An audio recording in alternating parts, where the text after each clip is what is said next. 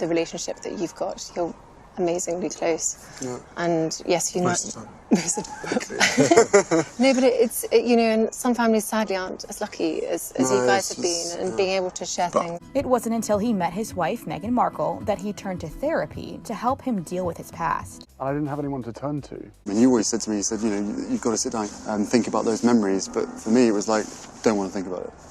Only after meeting Meg did you start the process of trying to figure it out? You hadn't tried it before? No. But I think what must happen with us and must happen with others as well is that you have to prioritise your mental health. Do you tell other people in the family, I need to get help for her, we need help for her? That's just not a conversation that would be had. Why?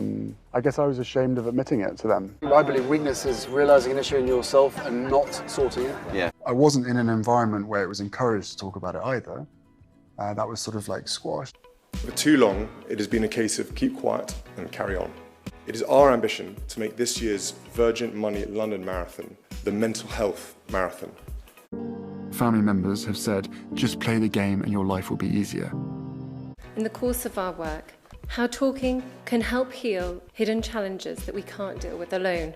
The Duchess of Sussex detailed her attempts to seek out professional help and how she was met with denial and indifference from Buckingham Palace. There are times when, whoever we are, it is hard to cope with challenges. And when that happens, being open and honest and asking for help is life-changing.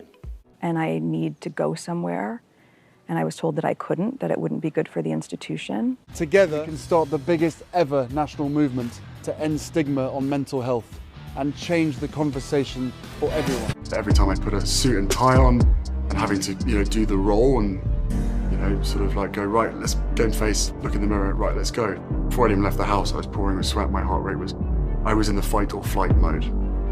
Panic attacks, severe anxiety, and so 28 to probably 32 was a nightmare time in my life.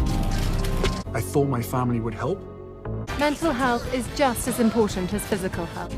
But every single ask, request, warning, whatever it is, just got met with total silence or total neglect. You have to say to yourself at some point, because it's very easy to run away from it, to walk away from it and avoid it the whole time.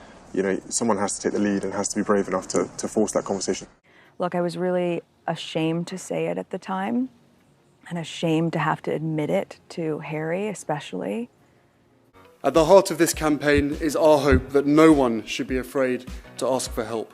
They were willing to lie to protect other members of the family. Let's get our heads together and change the conversation on mental health. I share this because there are so many people who are afraid to voice that they need help. And I know personally how hard it is to not just voice it, but when you voice it, to be told no. Our runners will be raising money for some of the nation's leading mental health charities, and will be starting conversations with their friends, families, and colleagues about the importance of talking openly about mental health.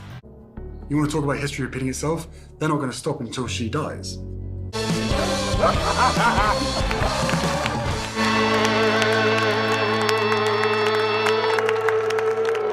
We have to lodge a wish about that.